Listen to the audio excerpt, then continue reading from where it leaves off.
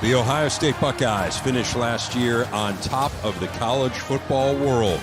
National champions for the 9th time in the illustrious history of their program. Now their legions of fans wonder what might they do for an encore with a new QB, new coordinators on both sides of the ball, and 14 players off to the NFL draft. There's certainly lots of questions to answer. But a team that includes arguably the top 2 players in the nation still figures to be in the hunt once again. An in-depth look at the Buckeyes on our Ohio State football training camp special now.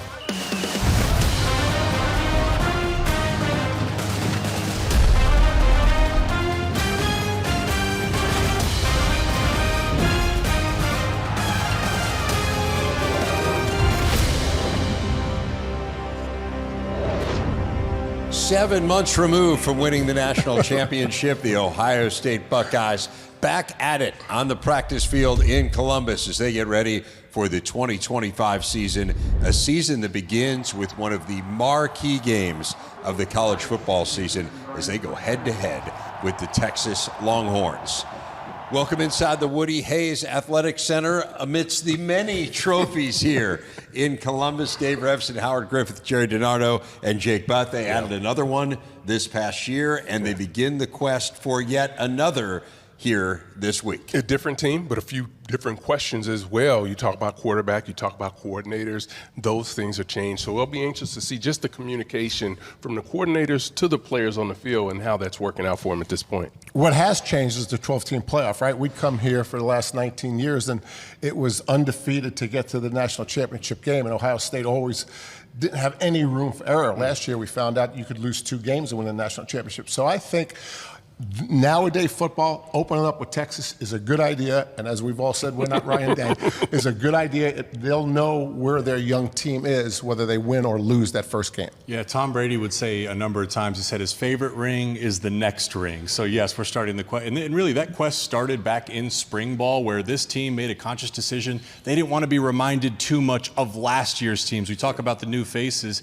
These guys want to leave their imprint on this year's team. And, you know, some of these new faces, a guy like Kenyatta Jackson or Brandon Innes, CJ Hicks, you know, when they came to Columbus as highly rated recruits, they wanted to be the leaders on the team to win a national championship. So can't wait to see those guys on the practice field competing. Yeah, going to be fascinating to see. And again, change is a constant, certainly in college football in this day and age, as we know. But new coordinators, new quarterback, all of that, I think, adds to the intrigue here for the Buckeyes. What about the pressure? Like, is the pressure different? Is it the same?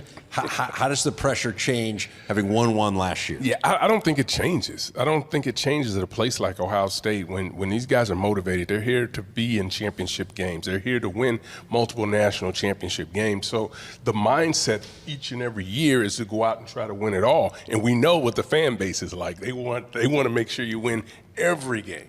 Yeah, I think regardless of the system, now that it's easier to play for the national championship, I think the pressure is still there. But but think of a college football athlete. How many have ever won 2 national championships before they left their institution? So that's kind of the mindset, I think, of the older guys in this team. They want to be seniors and win the national championship. Yeah, and even guys like Jeremiah Smith, you know, he's talked candidly. He thinks he could be even better this year. Caleb Downs thinks he could be even better this year. And again, you come to Ohio State not to check the box and say the job was finished. You come to Ohio State, I think these guys, when they committed, expected to win multiple championships and compete for multiple Big Ten championships. That's, of course, going to be the standard once again. Well, I'd say the notion of Caleb Downs and Jeremiah Smith being better than they were a year ago might send shudders down the spines of the opposing coaches and players in the Big Ten. Would be a remarkable achievement were they to win another one, guys. And we're getting way ahead of ourselves, but the last Big Ten team to win back-to-back outright national championships, Minnesota, more than 80 years ago. One area where Ohio State has been consistently great under Ryan Day, wide receiver, and this year figures to be no different. They did lose career receptions leader Emeka Egbuka, but they welcome back Jeremiah Smith, who set a Big Ten freshman record with more than 1,300 receiving yards last year. Also returned Carnell Tate, who hauled in 52 passes, 4 for touchdowns. That explosive duo with Howard and Jake.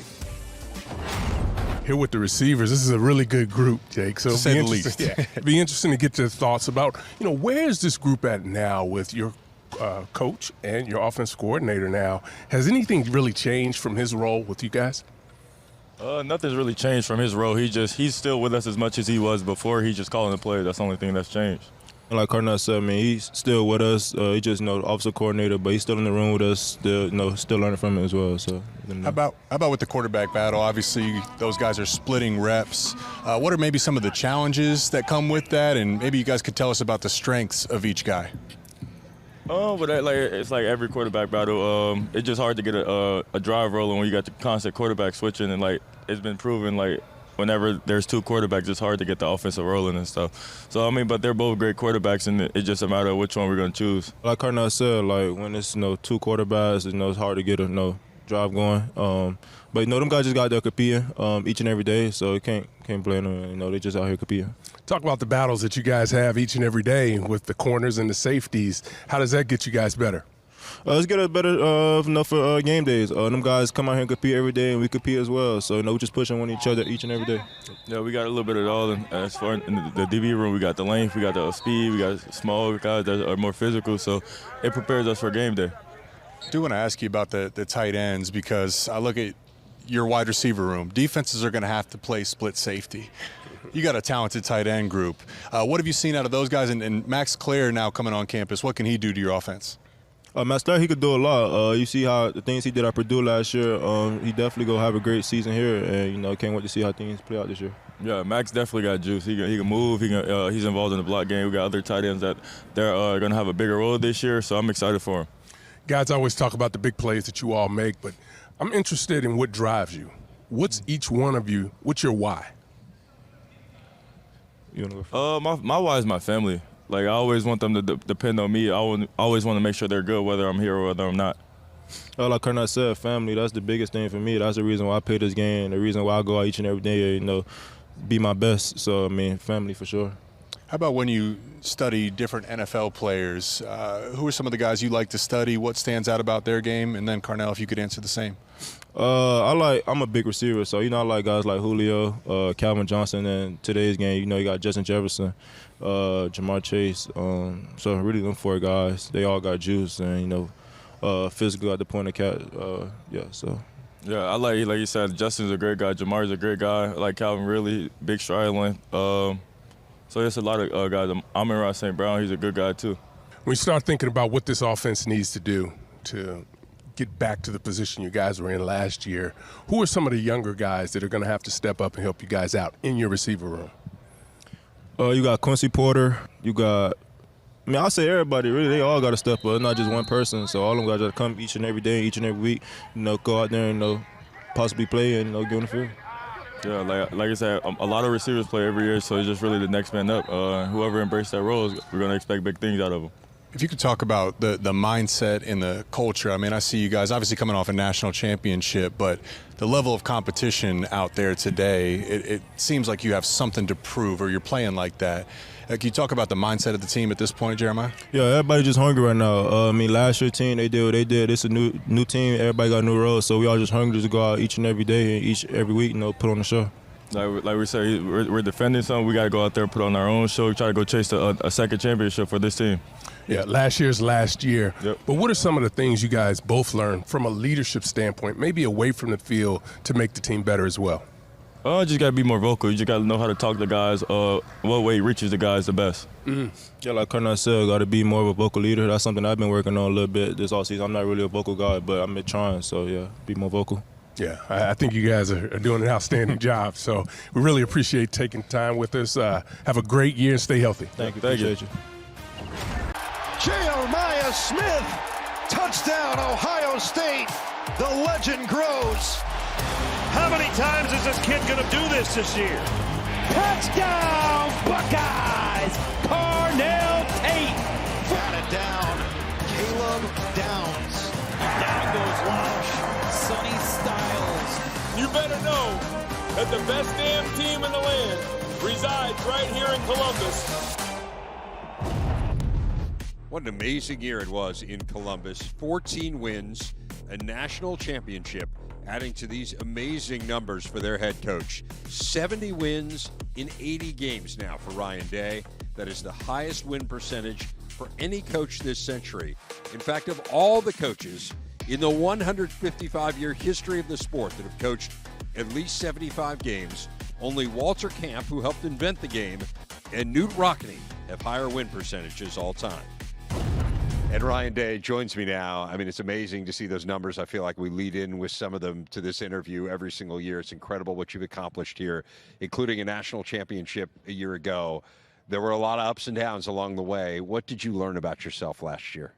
Every year you learn more and more, and you just try to take whatever you've learned that year and upgrade. That's kind of the way that I talk to our team about, each week you have to upgrade. And it's the same thing as a coach. The Apple 1.0 wouldn't work anymore, and it's the same thing. Like every year you have to upgrade. You have to learn from those experiences. But at the end of the day, it comes down to the people that you're around, building a foundation, and then trusting what you're doing in terms of the process every day. Is there a particular lesson that you learned? Is there something you look back on last year and said, hey, I didn't have that thought process before last season?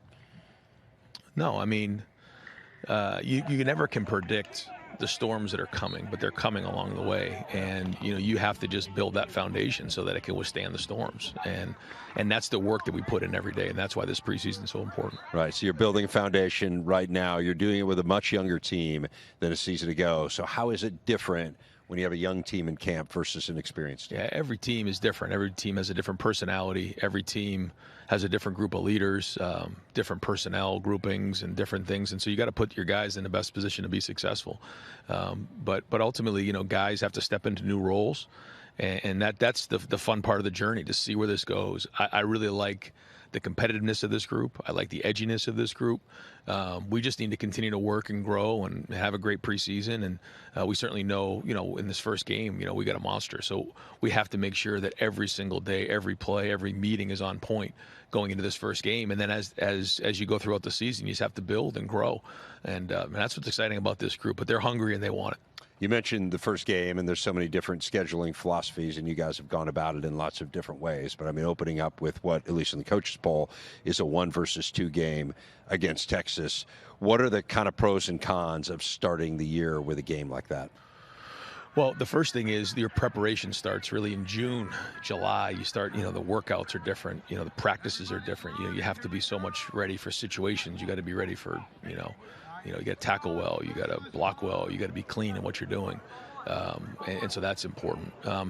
You get some really early feedback. Sometimes you don't know what kind of a team you have until you get midway through the season.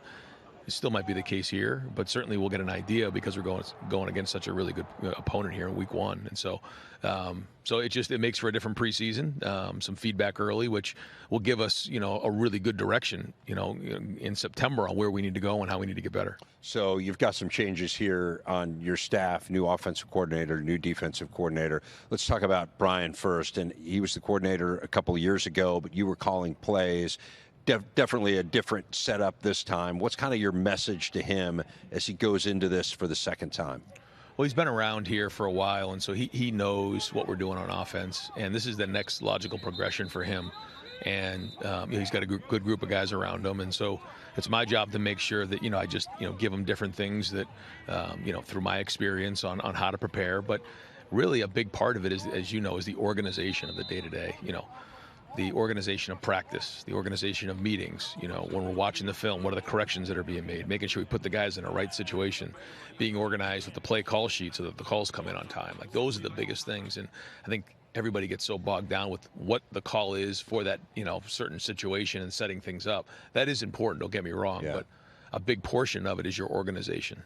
Let's talk about the quarterbacks. You're going to have a decision to make here. We saw Julian Sayin and Lincoln Kienholz today really alternate reps with the ones. Give us a sense of the skill set of each guy, like what stands out about Julian, what stands out about Lincoln. Both really good quarterbacks, both competing their tail off. Lincoln is a tremendous athlete. He's a Major League Baseball prospect. I think he's like a 1 or 2 handicap golfer. He can windmill dunk. I mean, he can kick a 40-yard field goal. He's just a tremendous athlete. And so, he came from South Dakota, and he didn't grow up playing just football. He played multiple sports, and so now that he's been in the program for 3 years, he's starting to really immerse himself in just playing quarterback, and you can see a lot of the things that he did. He had a great offseason. He was an Iron Buckeye for us, and in the weight room. Julian just has a quick release. He's accurate. His mind moves quickly, and he's had a good offseason too. So both really good players, and it'll be interesting to see how it shakes out here over the next couple of weeks. Yeah, when do you want to make a decision? I'd like to see them continue to compete throughout this week, maybe into next week, but you'd like to have an idea who that guy's going to be for at least a couple weeks heading into the first game. Tell me about the defensive side with Matt Patricia.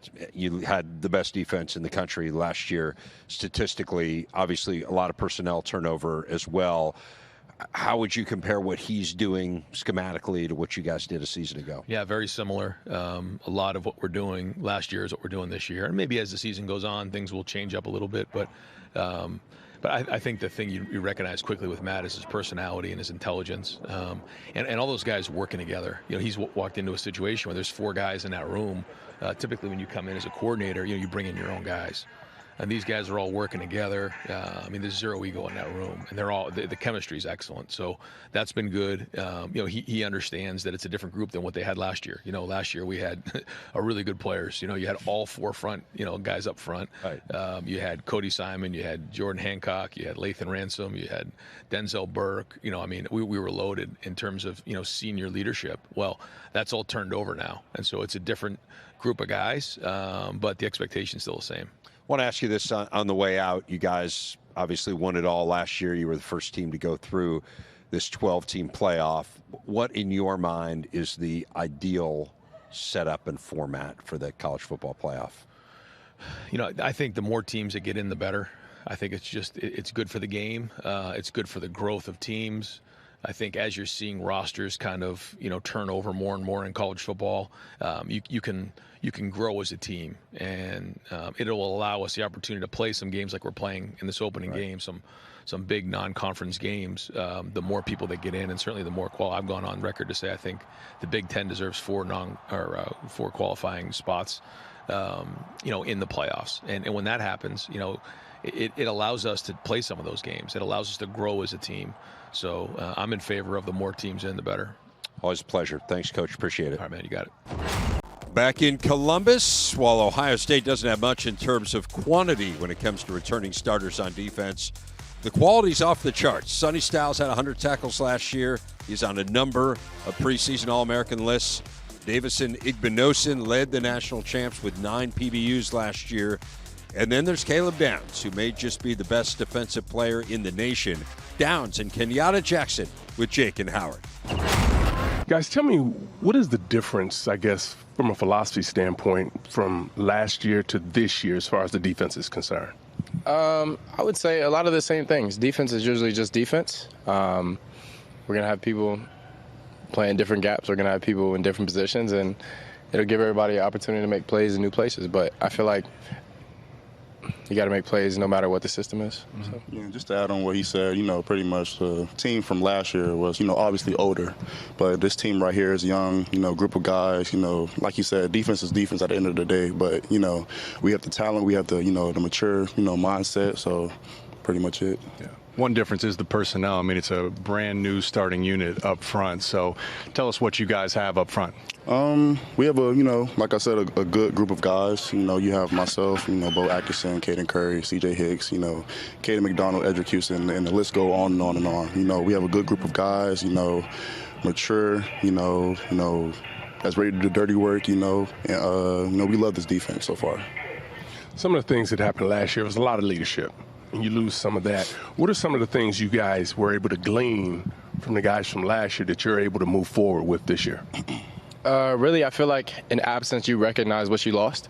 So for us, it's just realizing, okay, these are the certain characteristics that these players that we had last year that they brought to every practice, every game, every feeling. So now we have to find a way to replace those energies and those emotions during practice. So like Lathan Ransom last year, he brought a lot of energy during practice. So now it's on me and a couple other guys, hey, we got to bring that type of energy every day. We can't just because Lathan Ransom's gone, that energy still got to be there. So just making those type of adjustments in how we're going to operate every day and push ourselves to do everything at a high level. Knocked it on. Caleb, the coaches were talking about your IQ, and that's such an important, it's not just knowing your assignment, but knowing what the corners have, what the linebackers have, understanding route concepts and tendencies. Can you speak to what that allows you to do in your position within this defense? I feel like one of the biggest jobs of anybody on defense is to communicate. So that's not just communicate the call, make sure everybody knows what they're doing, but okay, communicate the call, it's a cut split by 2. What does that mean? How should people play that differently? So just trying to get people to see things in a different light and see things so that they can play faster too, not just myself. Talk a little bit about your coach, your position coach. Coach Johnson gets after it a little bit. But what have you been able to really continue to learn and develop? So with Coach Johnson, Coach Jay, he's a perfectionist, and we all know that you're not gonna be perfect, but he pushes for perfection. And I think from the guys and myself, we try to push for that perfection. That just make us closer to greatness. Like you said, he be on us during work, Indy and stuff like that, and it's just he want the best for his guys, man. And over the years, I done learned that he just wants the best for us. At the end of the day, it's not personal or anything else, but he just want greatness to come out of you. One more for both of you. You got a front row seat to the offensive line. Yeah. What do they have in that group? And then I'd love to hear about your competition with the Buckeye tight ends this year as well. The offensive line is looking pretty good, man. They have, good depth at each position. You have Austin, you have, Carson Hinsman, the front. You have Phillip Daniels. It's all across the board. You just have different type of guys, and they have good depth at each position, and they look good. I would say the Titans are playing really well at a high level. I think the seniority that they have in Bennett Christian and Max Clare and all the guys, and they're just pushing each other to be better every day and pulling along guys that we need to get better, like Jelani Thurman. Even Will Keckmerrick, he's really doing a great job and everything like that. I think the O-line has been playing with a really good mentality and trying to impose their will on people. So I feel like it's a really good mix of everything. Can't let you guys get out of here without talking about that first opener, Texas. What do you guys think about that, and how does that change the mindset and the preparation when you're going through training camp when you have an opponent like that week 1? For me, I would just say it makes you be more game ready. I wouldn't say there's a huge difference of how to prepare and everything, just making sure that every day you have that in your mind and you know what the goal is at the end of the day. Yeah, same here. Trying to just get better each and every day, 1% better each and every day in practice, and that's just going to turn, from whatever you do in practice, you're going to do on the field in game time. So that's it. Well, guys, thanks a lot. Appreciate your time. Good luck this year. Appreciate you. Thank you. So a couple of the familiar faces there, but as we said, the OSU D will have a number of new faces this season as well.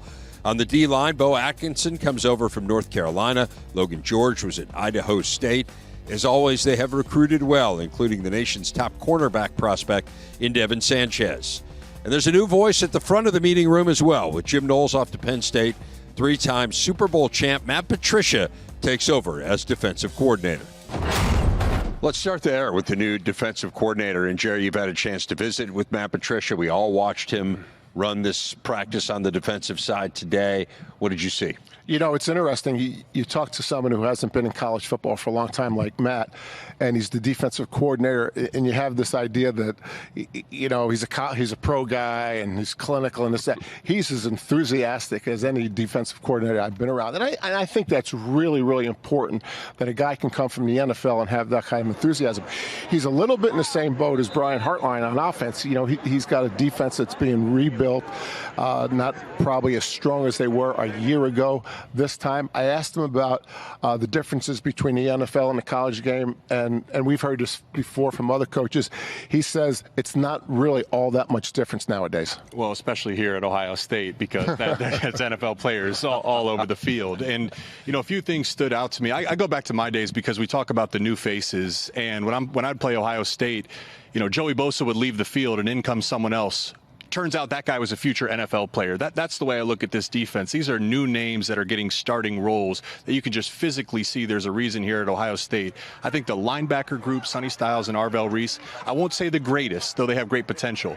Probably the most athletic linebacker room we've seen here in Columbus. And then a guy like Caleb Downs, he gives you a 12th player on the field. His closing speed and instincts are at such a high level that he can play effectively 2 positions at once. What a luxury to have for Coach Patricia. When you start to think about the 2 linebackers you just mentioned, Styles and Reese, these 2 are really athletic. I would go out on the line and say, I don't know that they've had 2 guys that have been this athletic, and you start to look at what they're able to do. I think when you talk about Coach Patricia, his ability to create mismatches against the offense, really to be able to say, this is the guy we need to take away. We can take away this guy. Those matchups, I think, was one of the things he's going to really be able to take advantage of because of the skill set that they have here. And, Jake, you were talking about it. I mean, the talent is just oozing out all over the place. There are some unknowns, though, and it feels like the one that a lot of people are focused on here is inside on the defensive line. What did you think of the tackle position? NFL bodies, once again, strong. And this is true not just for the tackle, but the secondary as well. It's iron sharpens iron. It's fall camp. They're going against a Buckeye offensive line that they're really excited about. And the level of competition today, there wasn't a ton of holes being created. There was stout, hard-nosed playing in there, and Edric Houston isn't even practicing right now, a guy that has star potential. That's true for the secondary with some of these new faces. You get to go against Jeremiah Smith and Carnell Tate and Brandon Innes every single day. That's just so valuable. I would say this, Lorenzo Styles Jr. is going to be a big part of what this defense does, particularly when they're going against 3 and 4 wide receivers. He's going to be, I think he's going to be prepared to have a huge year for him. Bar's going to be really high. It always is here, but there's no reason to think that this group can't get over it. And a head coach in the NFL, too, leading the Detroit Lions for 3 seasons. Been a while since he's been in the college game, though. Last worked at this level more than 20 years ago as a GA at Syracuse. Patricia now with Gerry. Coach, obvious question. You've been in the NFL most of your career. Why college? Why now? Why Ohio State? Yeah, it just felt like the right time in my career. Certainly I was very blessed for my NFL career. It was great, great teams, great people, great organizations, had a lot of success, which was nice, but just really wanted to get back to, the roots of my coaching, and that was really teaching and mentoring young men. And it's one of the reasons I left engineering to get into coaching was, just to have that positive influence on, college age football players and really make a difference. So it just felt like the right time. My family is kind of in the mode. My son was starting high school, so it was a good move time for us. And certainly Ohio State, there's no better place in the country than Ohio State. And Coach Day and I have a great relationship. It goes back a long time. So when he called with the opportunity, it was really kind of a no-brainer, a chance to get to an unbelievable atmosphere, right. Columbus, the shoe, the fans, an environment where we've got great players. They're really unbelievable young men. And for myself to really just get back to teaching, and I think spending the time with these guys, it's just been great. It's really been a lot of fun. Talk about some of the similarities X and O-wise between the NFL and college. Well, I think as much as the NFL changes, that sometimes adapts to college, and college adapts to the NFL. So I think there's a lot more crossover, really, especially in the last couple years. And the players that are coming out of college into the NFL, we're adapting those schemes at that level. So we're used to a little bit of that. The similarities between the X's and O's, we got really smart guys here. I think they handle a lot really well and communicate well. So it is very similar. They're just young. That's the only thing I got to remind myself. They're maybe only a couple years older than my son. So that's probably the biggest difference. They're kids. They're having fun, but we're trying to grow them, and they're trying to do everything the right way, and they really want to please. So it's a lot of fun. So when you take over the Ohio State defense, where do you start? Do you start with what you've done in the past, what they've done in the past, or personnel? Yeah, I think defensively you always start personnel. I think that's the number one thing. But the defensive staff is really here. They have great coaches here, Coach Walt, Coach Johnson, guys that have just been here a long time, and they just won. They did a great job last year, the best defense in the country. So, it's really better for me to adapt, I think, than it was for, all of those guys to adapt. There's certainly some nuances here and there, but nothing that, they haven't done before, is not in the package that they've run.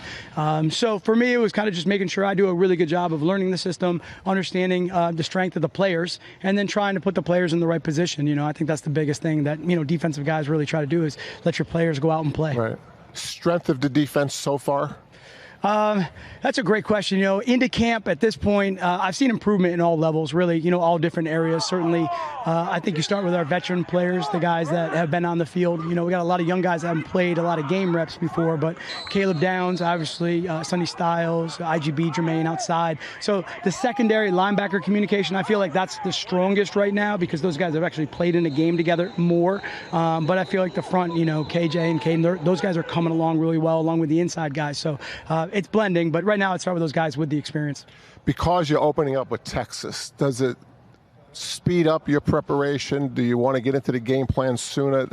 That's a unusual opener. You're a first-time coordinator with first time at Ohio State. Yeah, I never appreciated those preseason games in the NFL until right about now. I think I could use a couple preseason games just to get me rolling. We're like right into it right away. Like, hey, let's just roll in Texas. But it's going to be a great environment, great atmosphere. I know the place is going to be rocking. I'm excited for the fans. I need the fans. Let's be loud. Let's get after the quarterback. Let's make it hard on him. So, look, we got to be ready to go, but I think there is that balance of how do you make sure you're really practicing fundamentals, getting the players to improve every day, and you got to have an eye on Texas because that's going to happen really fast. Talk about the D-line a little bit. Yeah, I think the growth of these guys has been awesome, especially on the edge. I think there's a little bit more experience there, but their leadership, really blending into the guys inside. We got some big guys inside, K-Mac inside really anchors that deal. Edric Houston's another, really good player, but all those guys have really been rotating in and out and improving.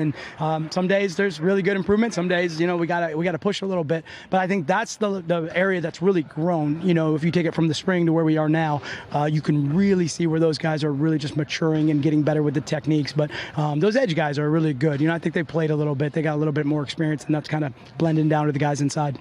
Have you found a home? Are you settled in? We are settled in. Columbus is it's a sneaky good food town. Like no one tells. It is. They've got some great restaurants, great people. Everyone's so nice. So it's been awesome. Great. Appreciate it, Coach. Yeah, thanks so much. Thank you. Brian Hartline, starting his second stint as the offensive coordinator for the Buckeyes, was also the OC 2 years ago, though that did not include play calling duties. He will call plays this year after the departure of Chip Kelly, who went back to the NFL. Hartline most noted for his outstanding wide receiver room here in Columbus, coaching 5 first-round picks in the last 4 drafts. Was an accomplished receiver himself, playing in the NFL for 7 seasons. Hartline now with Gerry. Coach, I have an opinion that play calling on game day is the hardest job in college football. Why would you want to do something like that? I love the sport, first of all, I guess. I think, take it back. To say that I had this plan would be a lie. So get done with playing and being around and being in the area and got pulled back in and just kind of started the career and just kind of materialized. I think that, when you do well in one area, you want to grow to the next. And the opportunity presents itself. Coach Day really, believed in me. And so for me to pass on an opportunity to do something and grow, I'm not built that way. So I think this is the next step. So you've learned from 2 of the best. Let's start with Ryan Day. What have you learned about play calling from him? I think that just philosophically and just how you operate as a coach, let alone just play calling, I would say that, your success on Saturdays starts with your preparation through the week. I mean, the way he operates, the way how intentional he is, understanding there's multiple looks and we have to be able to address all looks. He really is concerned on providing good plays for the players to execute. That is our responsibility. What if we get this? What if we get that? What's the rotation? What's the number count? All those things. And so I'm just trying to continue to absorb as much I can from him. There's going to be learning opportunities along the way, 100%. I know that. I'm pretty sure he knows that. But I got to make sure I'm, receptive to them, ready to be coached by them, and then grow from them as quickly as possible. I feel like kind of like being a parent. You're never really ready. It's just those that adjust the quickest and grow the quickest are the ones that are best off. Okay, let's do Chip Kelly. What have you learned from Chip? I learned that from Chip. Next play, he is a lighthearted individual. He's not going to be up and not going to be too high, not going to be too low, and he's creative. So his creativity was really important. If that goes sideways, put it on me. But he had a looseness about him that was maybe a little opposite of different than Coach Day. So to have those married up together, to learn from both of them was a huge opportunity. Tell us as much as you can about the quarterback battle.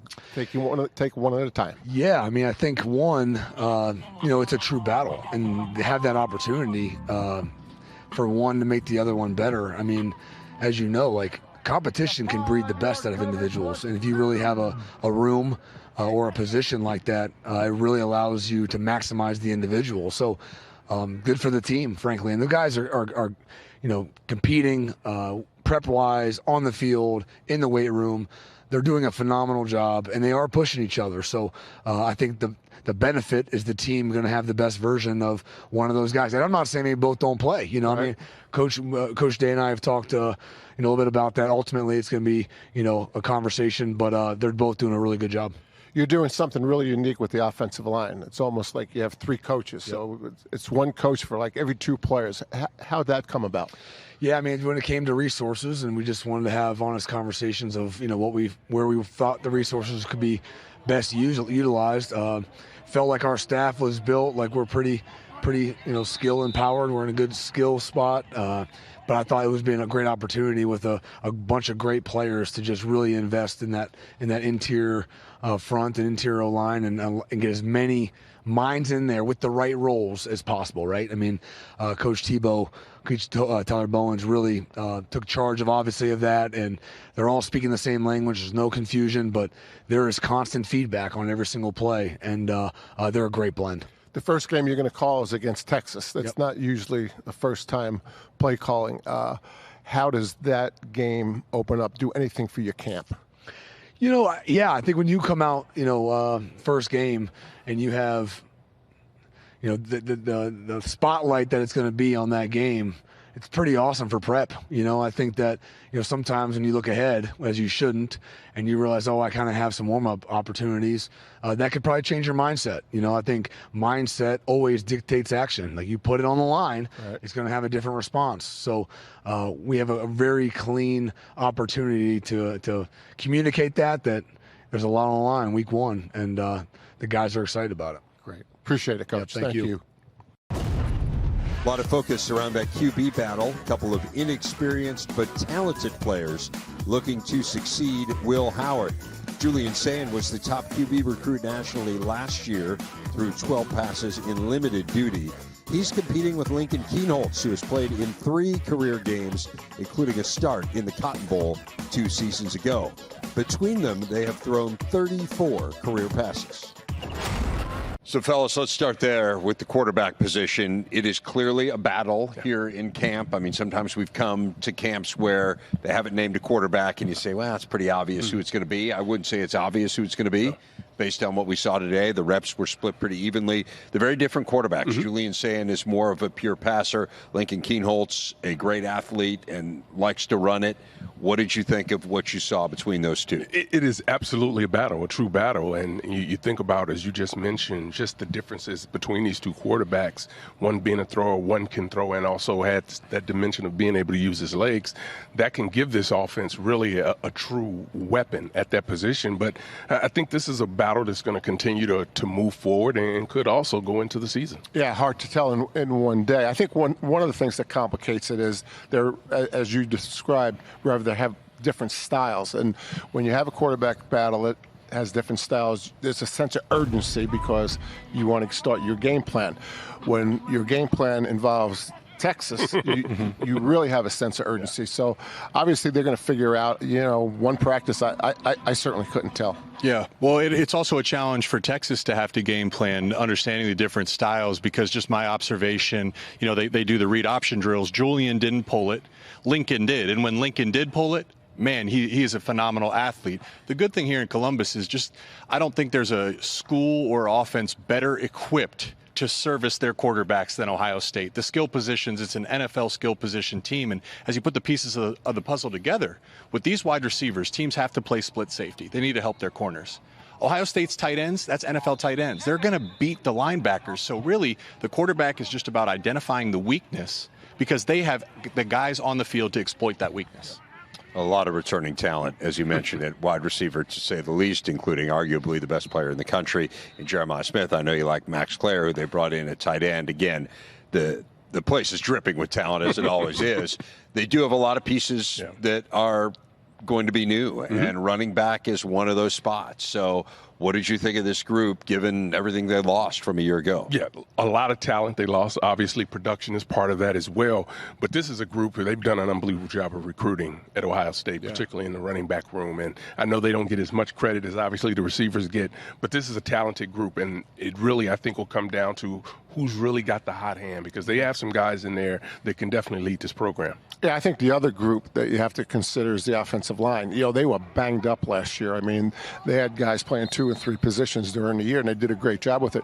But this year they have 3 offensive line coaches. It's one coach per 2 offensive linemen. They got a tremendous amount done. I don't know that I've ever seen an offensive line coached as well as this one was coached today. Yeah, well, I mean, we talk about the standard of wide receiver play here. There's a standard for running back play. I mean, see, going back to my days and even before then, they've been putting running backs in the NFL, and I thought C.J. Donaldson stood out to me. Reminds me of Carlos Hyde. I mean, he lost some weight. He's a big, strong running back. They have different body types to service what they're trying to accomplish offensively. Good luck to the defensive coordinators in this conference. There's just so much talent on this field. Hey, last question on this, Gerry. I'm just interested from Brian Hartline's point of view. I mean, you've done this before, offensive coordinator.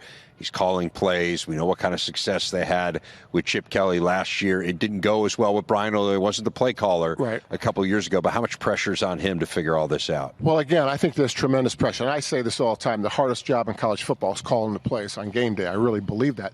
You complicate it by a new quarterback, and you complicate it by opening with Texas. So Brian Hartline, I think most people have a little easier first game than he does. But, you know, he's ready. I mean, we know what kind of competitor he is, right? We've watched him compete as a player. And so there's no doubt he'll be ready. But this is a major challenge that not a lot of veteran quarterbacks could do. It's going to be fascinating to watch that opener against the Longhorns. Cannot wait for that one. Wrapping things up from Columbus as the Bucs prepare for their season opener against Texas over on Fox. Number 1 versus number 2 in the coaches poll. A fabulous matchup. We have their game the following week against Grambling. They open conference play at Washington. They only play one of the Big Ten's other 3 playoff teams from last season, hosting Penn State to open November. They wrap up the season in Ann Arbor, looking to end what is a 4-game skid against their arch rivals. So, guys, so we wrap things up here from Columbus. You saw the schedule ahead for the Buckeyes. Again, that Texas game looms large to start. The Michigan game looms large to finish. Penn State in there as well. What stands out to you, Gerry? Okay, so you look at the opener. If the opener was an easy non-conference game, there would be some good things about that. New coordinators, new quarterback. Now that it's Texas, I think there's more good things about playing Texas, the position that Ohio State's in this year, with a new quarterback, with new coordinators, because you'll find out where your problems are. Plus, the playoffs nowadays, Howard, you don't have to be undefeated. You can play a team like Texas and get a lot more out of it, whether you win or lose. I think you talk about that barometer.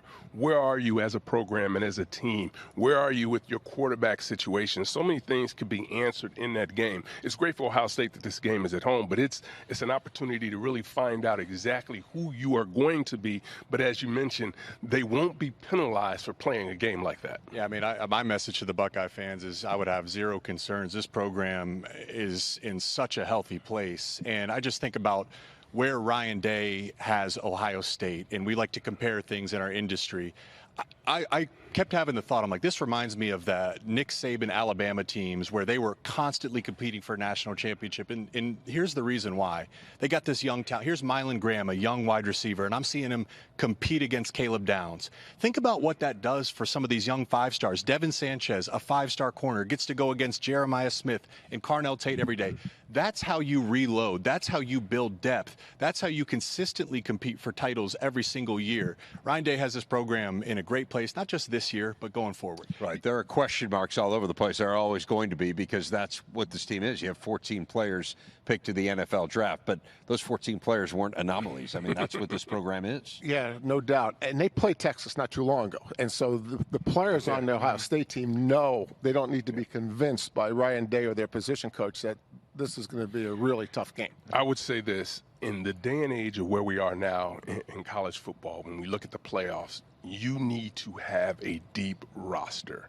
You mentioned the offensive line. This is a group that was banged up as they went on that run, but they were able to plug guys in because they had already played so many players. You're going to be able to have that, and you need to have that depth to be able to make a long run. Well, no reason to think this won't be a playoff team once again. And speaking of playoff teams, we are off to see another one from last year coming up next as we check in on the Indiana Hoosiers. What an amazing story Curt Cignetti and company were last year. One of the greatest single-season turnarounds in Big Ten history. Cannot wait to see what Indiana has. That is coming up next on our tour here on the Big Ten Network. Want to thank everyone here in Columbus. Gerry Emig, the great sports information director. He's retiring this year. We're going to miss seeing Gerry at camp each year. He's fabulous. Thanks to Mike Bassford as well.